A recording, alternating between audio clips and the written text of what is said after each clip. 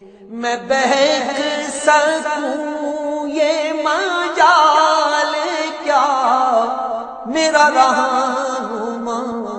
کوئی اور ہے۔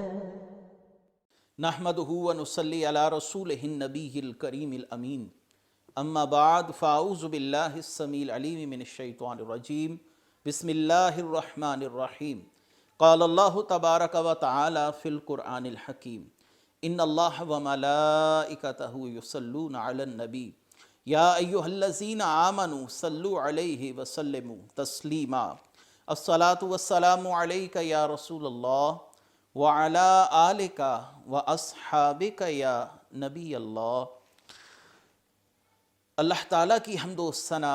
سرور کونین نور مجسم وجہ تخلیق کائنات حضرت محمد مصطفیٰ صلی اللہ علیہ وسلم اور آپ کے جمیع آل و اصحاب کی بارگاہ ناز میں درود و سلام کے نذرانوں کے بعد انتہائی عزت اور احترام کے لائق سامعین ذی قدر، میرے دینی اور یقینی دوستو، بزرگوں اور بھائیوں، قرآن حکیم فرقان حمید کی تفسیر کا سلسلہ بنام تفسیر اعجاز القرآن جاری ہے، اور اگلے درس کے ساتھ حاضر خدمت ہیں، اور آج انشاءاللہ العزیز ہم سورہ انفال کے 8ویں رکوع کی تفسیر اور 10ویں سپارے کے 4تھے رکوع کی تفسیر آپ کے سامنے پیش کریں گے۔ اللہ تعالی ہم سب کو حق کی پیروی کرنے کی توفیق عطا فرمائے۔ 10واں سپارہ ہے اور اس کا 4تھا رکوع ہے، اور سورہ انفال کا 8واں رکوع ہے، اور آیت کا نمبر شمار ہے 59۔ اللہ تعالیٰ قرآن کریم فرقان حمید میں ارشاد فرماتے ہیں، وَلَا يَحْسَبَنَّ الَّذِينَ كَفَرُوا سَبَقُوا إِنَّهُمْ لَا يُعْجِزُونَ، اور ہرگز کافر یہ خیال نہ کریں کہ وہ ہاتھ سے نکل گئے ہیں، بے شک وہ اللہ کو عاجز نہیں کر سکتے۔ یعنی کفار جو جنگ بدر سے بھاگ کر قتل اور قید سے بچ گئے اور مسلمانوں کے ہاتھ سے بچ نکلے، وہ اپنے آپ کو ہماری قدرت اور پکڑ سے باہر نہ سمجھیں، ہم ہر طرح پکڑنے پر قادر ہیں۔ یعنی یہ ان کی خوشی ایک عارضی خوشی ہے کہ ہم یہاں سے جان بچا کر بچ نکلے، اور ہم ان ہزیمت اٹھانے والے افراد میں شامل نہیں ہیں جن کو قید کر لیا گیا، یا وہ افراد جن کو مار کر بدر کے کنویں میں پھینک دیا گیا۔ یقیناً اللہ تعالیٰ کی دسترس سے تو کوئی معاملہ باہر نہیں ہے۔ بہت سے لوگ ایسے تھے جن کو ان کے گھروں میں، ان کے بستر پر، گھر کی چھت کے نیچے اور اپنے مضبوط قلعوں میں موت نے آ دبوچا۔ سورہ نساء میں ہم ایک آیت مبارکہ کے حوالے سے گفتگو کر آئے کہ موت تمہیں پا لے گی اگر تم مضبوط قلعوں کی دیواروں کے اندر بھی جا چھپو۔ یقینی سی بات ہے کہ دنیا میں بہت سے مضبوط اور بہت سے صاحبان ثروت و اعجاز لوگ آئے اور دنیا سے گئے۔ اگر موت سے بچنے کی کوئی سبیل ہوتی، کوئی ایسا گھر ہوتا، کوئی ایسا قلعہ ہوتا، یا ایسا کوئی وسیلہ ہوتا جس سے انسان موت سے بچ سکتا، تو یقیناً یہ لوگ موت سے بچ گئے ہوتے، اور بڑے بڑے بادشاہوں نے موت سے بچنے کی سبیل جو ہے وہ اپنا لی ہوتی۔ اگر بادشاہ ہوں، اگر سردار ہوں، اگر کسی بھی شعبے کے اندر مہارت رکھنے والے ہوں، دنیا کے لحاظ سے ہوں، دین کے لحاظ سے ہوں، اگر تمام کو موت نے آ پایا تو اس کا مطلب یہ ہے کہ موت سے بچنے کی کوئی سبیل نہیں ہے۔ اور یہ وہ حقیقت ہے کہ جس کا انکار کفار بھی نہیں کر سکتے۔ کفار اگرچہ اللہ کو مانے یا نہ مانے، مشرکین اللہ کے وجود کو تسلیم کریں یا نہ کریں، دہریہ اللہ تعالیٰ کے وجود کو قطعاً نہیں مانتے، لیکن موت ایک ایسی حقیقت ہے کہ انسان ایک طبعی عمر پانے کے بعد موت کے ذائقے سے آشنا ضرور ہوتا ہے۔ کل نفس ذائقۃ الموت، اگرچہ وہ خدا کے وجود کو مانے نہ مانے، لیکن موت کی حقیقت اور موت کا مشاہداتی معاملہ ہر شخص نے دیکھا ہے۔ ایک بچے سے لے کر ایک بوڑھے تک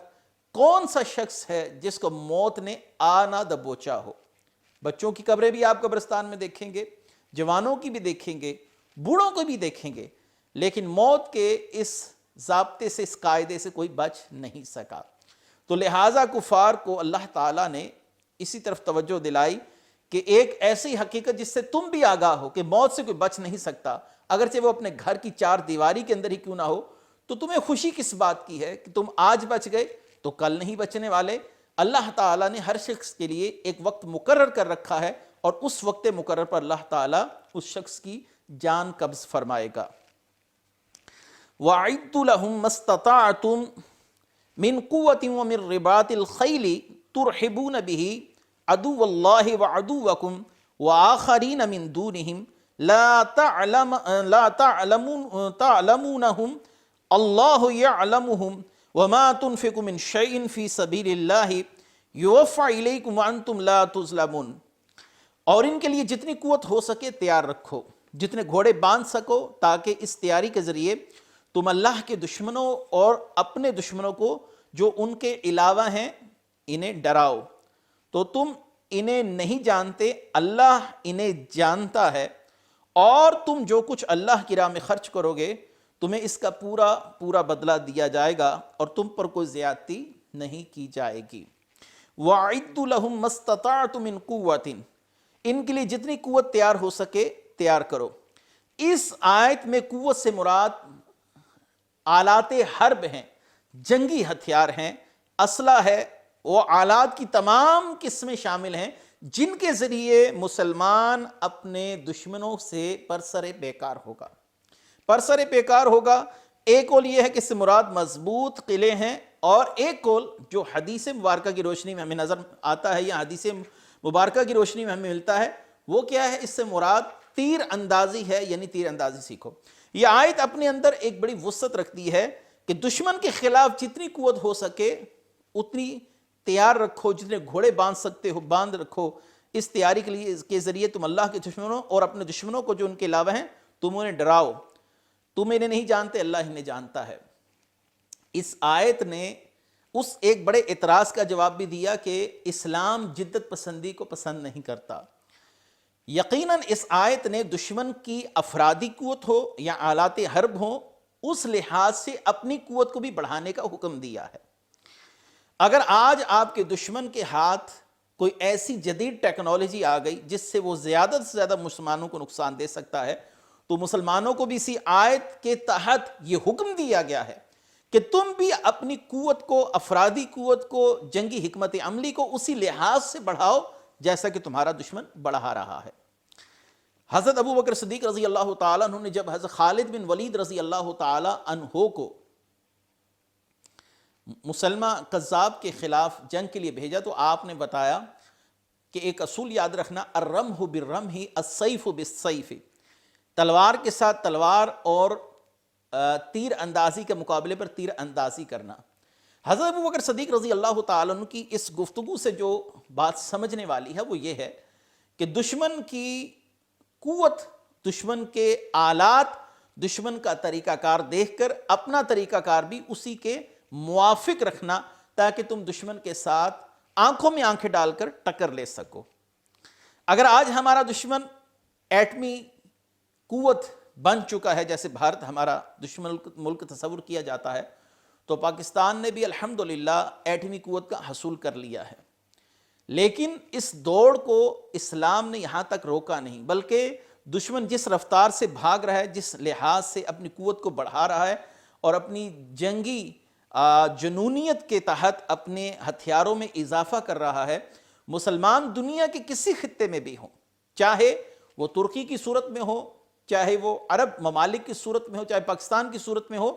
جن جن ممالک کا دشمن کے ساتھ بالخصوص واسطہ پڑتا ہے یا ان کے دشمن ممالک موجود ہیں، ان کے لیے یہ لازم ہے کہ اپنی افرادی قوت اور جنگی قوت کو بڑھاتے رہیں اور اس قوت کے اندر اضافہ کرتے رہیں۔ نبی کریم صلی اللہ علیہ وآلہ وسلم نے جب خیبر کے قلعوں کا محاصرہ کیا تو یہودیوں نے ایک نئے ہتھیار منجنیق کو استعمال کیا۔ اس کے اوپر ایک بڑا پتھر رکھ کر اس پتھر کو مسلمانوں پر باہر پھینکا جاتا، اس بڑے پتھر سے مسلمانوں کو نقصان پہنچانے کی غرض سے بڑا پتھر مسلمانوں کے لشکر کی طرف داغ دیا جاتا،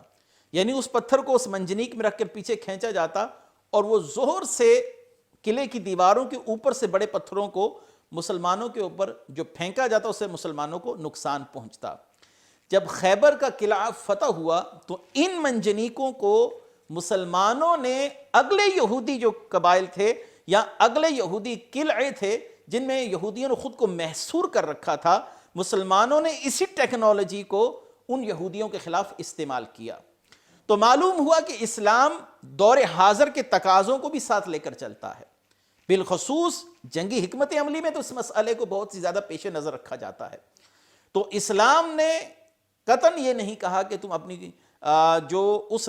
دور کے لحاظ سے ہے تم اسی پر رہو، بلکہ جیسے جیسے زمانہ اور دور آگے بڑھ رہا ہے اسلام نے اپنی افرادی قوت کو بھی بڑھانے کا حکم دیا ہے۔ تو یہ ہے اپنی قوت کو بڑھاؤ۔ اور پھر اس کے اندر اللہ تعالیٰ نے کیا ذکر فرمایا، وَمِن رِبَاطِ الْخَيْلِ تُرْحِبُونَ بِهِ عَدُوَّ اللَّهِ وَعَدُوَّكُمْ وَآخَرِينَ مِن دُونِهِمْ۔ اس آیت میں ہے کہ جتنے گھوڑے باندھ سکو اس تیاری کے ذریعے تم اللہ کے دشمنوں اور اپنے دشمنوں کو۔ اس میں گھوڑوں سے مراد سواری ہے۔ ظاہری سی بات ہے اب گھوڑوں کا جو دور ہے وہ تو ختم ہو گیا، اگرچہ اس آیت میں گھوڑوں کا ذکر ہے، لیکن جدید ہتھیار اور جدید ٹیکنالوجی اور اس میں بحری بیڑے ہیں اور جنگی جہاز ہیں، وہ اسی حکم میں اگر ہم شمار کر لیں، کیونکہ ان پر انسان سوار ہو کر دشمن کو نقصان دینے کے لیے جاتا ہے، تو یقیناً اس آیت کی روح سے اس چیز کا جواز بھی ثابت ہے۔ اور نبی کریم صلی اللہ علیہ وسلم نے ایسے گھوڑے جو جنگ کے لیے انسان لے کر نکلے، تو آپ صلی اللہ علیہ وسلم نے کیا فرمایا، جس شخص نے اللہ پر ایمان اور اس کے وعدے کی تصدیق کے ساتھ اللہ کی راہ میں گھوڑے کو تیار رکھا، تو اس گھوڑے کا وہ چارہ جس کو وہ سیر ہو کر کھائے، یعنی جو جہاد کے لیے گھوڑا تیار رکھا گیا ہے اس گھوڑے نے چارہ کھایا، اور وہ پانی جس کو وہ سیر ہو کر پیا، اور اس کی جو لید ہے، گھوڑا لید کرتا ہے، اور اس کا جو پیشاب ہے قیامت کے دن اس کے میزان میں وزن کیا جائے گا، اس انسان کے نیکیوں کے پلڑے میں اس گھوڑے کا چارہ، پانی، لید اور پیشاب کو بھی بحیثیت ایک نیکی ڈالا جائے گا، اور اس شخص کے نامہ اعمال میں اس کو شمار کیا جائے گا، نیکی میں شمار کیا جائے گا۔ یعنی اللہ کی راہ میں جس گھوڑے پر آپ نے سوار ہو کر نکلنا ہے۔ اور ایک اور حدیث مبارکہ ہے کہ نبی کریم صلی اللہ علیہ وآلہ وسلم نے فرمایا کہ گھوڑوں کی پیشانی پر قیامت کے دن تک خیر باندھی ہوئی ہے، یعنی جہاد کے لیے جو گھوڑے تم استعمال کرو وہ تمہارے لیے خیر کا سبب ہیں۔ تو مسلمان اللہ کے راستے میں جہاد کے نقطہ نظر سے جو بھی قوت استعمال کریں گے اس میں اللہ تعالیٰ نے ان کے لیے خیر رکھی ہے، اور اس قوت کو ساتھ ساتھ بڑھاتے رہنا ضروری ہے، بالخصوص دشمن ممالک اگر اس صف کے اندر شامل ہیں کہ وہ اپنی جنگی حکمت عملی میں ایک قدم آگے چل رہے ہیں اور جنگی دوڑ کے اندر وہ شامل ہیں، اسلحے کی دوڑ میں شامل ہیں، تو مسلمانوں کے لیے بھی ضروری ہے کہ ان معاملات کو مد نظر رکھے۔ وَإِن جَنَحُوا لِلسَّلْمِ فَاجْنَحْ لَهَا وَتَوَكَّلْ عَلَى اللَّهِ إِنَّهُ هُوَ السَّمِيعُ الْعَلِيمُ۔ اگر وہ صلح کی طرف مائل ہوں،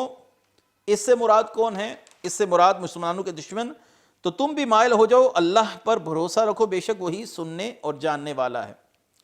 اگر وہ صلح کی طرف مائل ہو جائیں تو تم بھی مائل ہو جاؤ۔ اس سے پہلی آیت میں اللہ نے اپنے مومن بندوں کو دشمنوں کے مقابلے میں تیاری اور انہیں خوف زدہ رکھنے کا، سامان محفوظ کرنے کا حکم دیا، اور اس آیت میں اللہ تعالیٰ نے صلح کا ذکر فرمایا کہ صلح کی اگر وہ درخواست کریں تو قبول کر لو۔ اسلام لڑائی جھگڑا جو ہے اس کو اس وقت تک پسند نہیں کرتا جب تک کوئی دشمن اسلام کی نظریاتی حدود یا نظریاتی تشخص پر حملہ نہ کرے۔ ایک حوالہ یہ بھی ہے کہ یہ جو آیت مبارکہ ہے یہ منسوخ ہو چکی ہے، اور سیدنا حسن بصری اور قتادہ یہ دونوں جو تابعین ہیں ان کا قول یہ ہے کہ جو میں نے ابھی آیت آپ کے سامنے پڑھی ہے یہ آیت منسوخ ہے۔ کس آیت کے ساتھ؟ یہ آیت منسوخ ہے اس آیت سے فَإِذَنْ سَلَخَ الْأَشْهُرُ الْحُرُمُ فَاقْتُلُوا الْمُشْرِقِينَ حَيْثُ وَجَدتُّمُوهُمْ وَخُذُوهُمْ وَاحْصُرُوهُمْ وَاقْعُدُوا لَهُمْ كُلَّ مَرْصَدٍ فَإِنْ تَابُوا وَأَقَامُوا الصَّلَاةَ وَآتُوا الزَّكَاةَ فَخَلُّوا سَبِيلَهُمْ إِنَّ اللَّهَ غَفُورٌ رَحِيمٌ۔ سورہ توبہ آیت نمبر 5 میں ہے کہ پھر جب حرمت والے 4 مہینے ختم ہو جائیں تو اے مسلمانوں تو مشرکین کو جہاں پاؤ وہیں قتل کرو، انہیں گرفتار کر لو، ان کا محاصرہ کر لو، ان کی طاق میں ہر گھات کی جگہ بیٹھو، پھر اگر وہ توبہ کر لیں اور نماز قائم کریں اور زکوٰۃ دیں تو ان کا پیچھا چھوڑ دو، بے شک اللہ بہت بخشنے والا بے حد رحم فرمانے والا ہے۔ تابعین میں دو تابعین اس طرف بھی جاتی ہیں کہ یہ جو آیت ہے آیت صلح یہ منسوخ ہے اس آیت کے ساتھ جو میں نے آپ کے سامنے پڑھی، اور اگر کچھ مفسرین کا مذہب یہ کہ یہ آیت منسوخ نہیں ہے، یہ جو صلح کے احکام ہیں یہ آج بھی باقی ہیں۔ برسبیل اگر اس معاملے کو اس لحاظ سے دیکھا جائے کہ اس آیت کا حکم آج بھی باقی ہے تو صلح کے حوالے سے فقہائے احناف کی کچھ آرائیں ہیں، وہ آپ کے سامنے میں پیش کر دیتا ہوں۔ علامہ شامی رحمۃ اللہ علیہ در مختار کتاب الجہاد میں فرماتے ہیں اگر صلح مسلمانوں کے حق میں بہتر ہو تو صلح کرنا جائز ہے، اگر کچھ مال لے کر یا دے کر صلح کی جائے اور صلح کے بعد اگر مصلحت صلح توڑنے میں ہو تو توڑ دیں، مگر یہ ضروری ہے کہ دشمن کو پہلے اطلاع دی جائے کہ ہم صلح توڑ رہے ہیں، تم تیار ہو جاؤ، ہم آج نہیں تو کل تمہارے سر پر پہنچ جائیں گے۔ دوسرا یہ کہ جس مشرک سے معاہدہ کیا جائے وہ مشرقین عرب میں سے نہ ہو، کیونکہ عرب کے مشرقین سے صرف اسلام قبول کیا جائے گا یا جنگ۔ اور تیسرا یہ کہ مرتد ہونے والوں سے صرف اسلام قبول کیا جائے گا یا ان سے جنگ کی جائے گی، ان سے نہ صلح جائز ہے نہ ہی ان سے جزیہ لینا جائز ہے۔ جو لوگ اسلام میں آ کر پھر گئے ان لوگوں سے نہ جزیہ لیا جائے گا نہ ان کے ساتھ صلح کا معاملہ کیا جائے گا۔ اگلی آیت ہے وَإِن يُرِيدُوا أَن يَخْدَعُوكَ فَإِنَّ حَسْبَكَ اللَّهُ هُوَ الَّذِي أَيَّدَكَ بِنَصْرِهِ وَبِالْمُؤْمِنِينَ۔ اور اے حبیب اگر وہ تمہیں دھوکہ دینا چاہیں گے تو بے شک اللہ تمہیں کافی ہے، وہی ہے جس نے اپنی مدد اور مسلمانوں کے ذریعے تمہاری تائید فرمائی۔ وَإِن يُرِيدُوا أَن يَخْدَعُوكَ اگر وہ تمہیں دھوکہ دینا چاہیں، اے حبیب کریم صلی اللہ علیہ وسلم اگر کفار دھوکہ دینے کے لیے صلح کی پیشکش کریں تو اللہ تعالیٰ آپ کو ان کے فریب سے آگاہ فرمائے گا، ان کے فریب پر مطلع فرمائے گا، یا ان کا فریب مکمل نہیں ہونے دے گا، ان کا فریب انہی پر پلٹ جائے گا، کسی طریقے سے اللہ تعالیٰ آپ کو خبر دے دے گا۔ هُوَ الَّذِي أَيَّدَكَ بِنَصْرِهِ وَبِالْمُؤْمِنِينَ وہی ہے جس نے اپنی مدد اور مسلمانوں کے ذریعے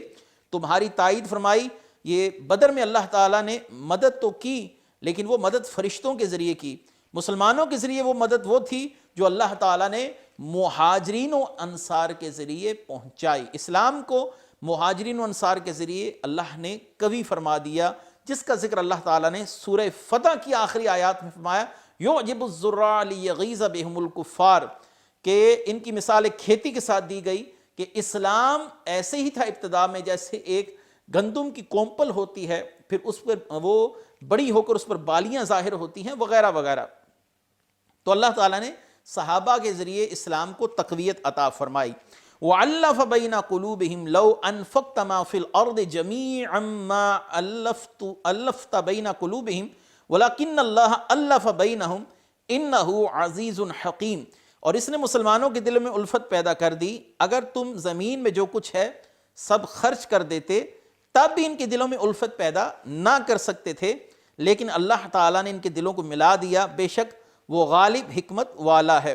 انصار کے دو قبیلے اوس اور خزرج کے درمیان شروع ہونے والی عداوت برسوں سے چلی آ رہی تھی۔ جب نبی کریم صلی اللہ علیہ وسلم نے مدینے میں آ کر قیام فرمایا تو یہاں پر دو مشہور قبائل آپس میں نسل در نسل دشمنی نبھا رہے تھے اور ایک دوسرے کے ساتھ دست و گریبان تھے۔ تو اللہ تبارک ان کی صلح کی ہر طرح کی جو صورتحال تھی وہ ناکام ہو چکی تھی۔ اللہ تعالیٰ نے بہت کرم فرمایا کہ رسول کریم صلی اللہ علیہ وسلم کا مبعوث فرمایا، وہ لوگ آپ پر ایمان لائے، انہوں نے آپ کی اتباع کی اور اسلام نے ان کے دلوں کی حالت کو بدل کے رکھ دیا۔ ان کے دلوں میں اللہ تعالیٰ نے الفت پیدا فرما دی، دلوں سے دیرینہ عداوتیں اور کینے دور ہوئے، ایمانی محبتیں پیدا ہوئیں۔ یہ رسول کریم صلی اللہ علیہ وسلم کا عظیم معجزہ ہے۔ یہاں پر ایک مسئلہ انتہائی اہم ہے کہ صحابہ کرام میں جو آپسی جنگیں ہوئیں، سیدہ عائشہ رضی اللہ تعالی عنہا، سیدنا معاویہ رضی اللہ تعالی عنہ اور دیگر صحابہ اکرام جو حضرت علی رضی اللہ تعالی عنہ کے سامنے جنگ جمل یا جنگ صفین میں آئے، یہ اس آیت کے منافی قطعاً نہیں ہے۔ وہ ایک دوسرے کا احترام بھی کرتے تھے، ایک دوسرے کا ادب اور یہ تمام معاملات ملحوظ خاطر رکھتے تھے، لیکن یہ جنگیں اجتہادی بنا پر ایک دوسرے کے ساتھ ہوئیں۔ اللہ تعالیٰ نے میاں اور بیوی کے درمیان بھی محبت پیدا فرمائی ہے، لیکن کسی مسئلے پر اختلاف بھی ہو سکتا ہے۔ اللہ تبارک و تعالیٰ نے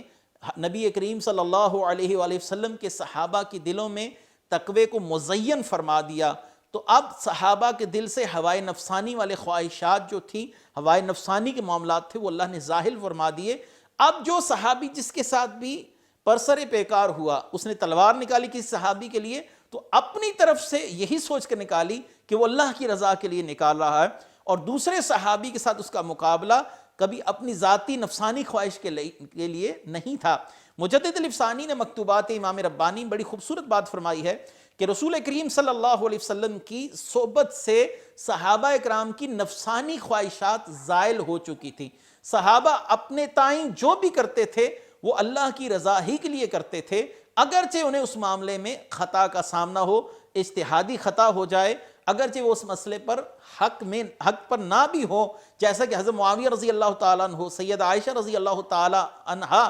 اس معاملے میں کہ حضرت علی کے سامنے آئے، اگرچہ حق حضرت علی رضی اللہ تعالیٰ عنہ کے ساتھ تھا، لیکن ہم ان افراد کو اجتہادی خطا کے معاملے پر محمول ان کے معاملے کو کرتے ہیں، اور اس سے یہ تمام معاملہ احسن طریقے سے سمٹ جاتا ہے۔ علماء اہل سنت کی کثیر تعداد یا ایہا النبی حسبک اللہ ومن اتبعک من المؤمنین، اے نبی اللہ تمہیں کافی ہے، جو مسلمان آپ کے پیروکار ہوئے وہ بھی آپ کے لیے کافی ہیں۔ اس سے پہلی آیت میں اللہ نے کفار کے دھوکہ دینے کی صورت میں نبی کریم صلی اللہ علیہ وسلم سے اپنی مدد اور نصرت کا وعدہ فرمایا۔ اس میں آیت میں اللہ تعالیٰ نے اپنے حبیب کریم کی مدد اور نصرت اور کامیابی کا وعدہ فرمایا۔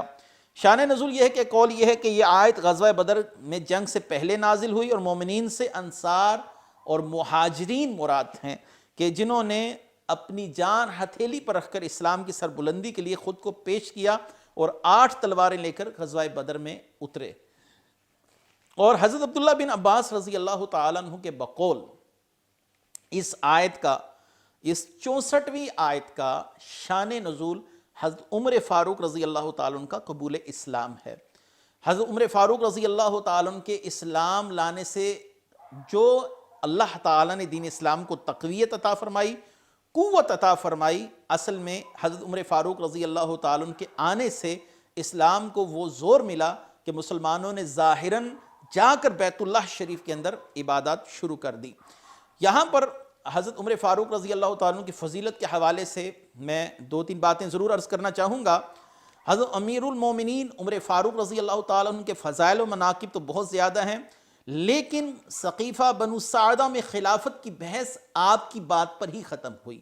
صحابہ نے متفقہ طور پر آپ کی بات کو قبول کیا، اور حضرت ابو بکر صدیق رضی اللہ تعالیٰ عنہ کی تقرری کے لیے جو رائے تھی، وہ صدیق اکبر رضی اللہ تعالیٰ عنہ کے خلیفہ کے لیے جو رائے تھی وہ حضرت عمر فاروق رضی اللہ تعالیٰ عنہ کی رائے تھی، اور اسلام نے صدیق اکبر رضی اللہ تعالیٰ عنہ کی خلافت کے جو مثبت اثرات دیکھے، اور قیامت کی صبح تک بہت سے ایسے معاملات جو صدیق اکبر رضی اللہ تعالیٰ عنہ سے وقوع پذیر ہوئے، ان میں عمر فاروق رضی اللہ تعالیٰ عنہ کا بھی حصہ مانا جائے گا، کیونکہ حضرت ابو بکر صدیق رضی اللہ تعالیٰ عنہ کی تقرری کے لیے آپ نے ہی اپنی رائے کو پیش کیا، جس پر صحابہ اکرام نے بیعت کی حضرت ابو بکر صدیق کے ہاتھ پر، اور ان کو خلیفہ برحق تسلیم کر لیا۔ حضرت عمر فاروق جب اسلام لائے تو اس وقت اسلام لائے ہوئے مومنین و مومنات کی تعداد، یعنی مسلمانوں کی تعداد 39 ہے، جو غالباً قول ہے، لیکن حضرت عمر فاروق رضی اللہ تعالیٰ عنہ کا اسلام لانا ایک فرد کا اسلام لانا نہ تھا، یہ ایک امت کا اسلام لانا تھا۔ اسلام ان کی تمنا کرتا تھا، رسول کریم صلی اللہ علیہ وسلم نے ان کے لیے دعا کا اظہار فرما، یا اللہ اسلام کو عمر کے ذریعے عزت عطا فرما۔ تمام صحابہ اسلام کے طالب تھے، اور حضرت عمر فاروق اسلام کے مطلوب تھے۔ تمام صحابہ رسول اللہ صلی اللہ علیہ وسلم کے مرید تھے، لیکن حضرت عمر فاروق رسول اللہ صلی اللہ علیہ وسلم کی مراد تھے۔ اور تمام مسلمان صنادید قریش سے اپنا اسلام چھپاتے اور اپنی عبادات کو بجا لاتے، اور حضرت عمر فاروق رضی اللہ تعالیٰ عنہ کے اسلام لاتے ساتھ ہی مسلمانوں کو وہ قوت اور تقویت ملی کہ مسلمانوں نے ظاہراً بیت اللہ شریف میں جا کر عبادت شروع کی۔ اور اس کے بعد حضرت عمر فاروق رضی اللہ تعالیٰ عنہ کے دور میں اسلام کا جو مرکز و محور وہ مدینہ تھا، اور یہاں سے اسلام کم و بیش 22 لاکھ مربع میل دور تک جا پھیلا۔ اور اس دور کے اندر حضرت عمر فاروق رضی اللہ تعالیٰ عنہ نے بہت سے ایسے اقدامات اٹھائے جس نے اسلام کی بنیادوں کو قیامت تک پختہ فرما دیا، اور یہود و نصارہ ہو یا لشکر روم ہو یا یہود و نصارہ کے علاوہ دیگر اقوام عالم ہو، تمام کے تمام حضرت عمر فاروق رضی اللہ تعالیٰ عنہ سے مرعوب ہوئے، اسلام لانے والوں کی تعداد میں ایک بہت خاطر خواہ اضافہ ہوا، مسلمانوں کو ہر طرف سے مال غنیمت ملنا شروع ہوا، مسلمانوں کے حالات بہتر ہوئے۔ حضرت عمر فاروق رضی اللہ تعالیٰ عنہ جب تک حیات رہے فتنوں کو تالا لگا رہا۔ حضرت عبداللہ بن سلام کہا کرتے تھے اے فتنوں کے تالے۔ تو حضرت عمر فاروق نے جب اس بات کی وضاحت چاہی تو آپ نے فرمایا کہ رسول اللہ صلی اللہ علیہ وسلم سے میں نے سنا تھا کہ جب تک عمر فاروق زندہ رہیں گے فتنوں کو تالا لگا رہے گا، جب عمر فاروق اس دنیا سے پردہ فرما جائیں گے تو فتنے شروع ہو جائیں گے، میری امت پر فتنوں کا نزول ہوگا اور کثرت کے ساتھ ہوگا۔ اللہ تعالیٰ حضرت عمر فاروق رضی اللہ تعالیٰ عنہ کی قبر اقدس پر اپنی کروڑہ رحمت نازل فرمائے اور ان کے طفیل ہم سب کی مغفرت فرمائے۔ وآخر دعوانا ان الحمد للہ رب العالمین۔ میں بہک سکوں یہ مجال کیا میرا رہنما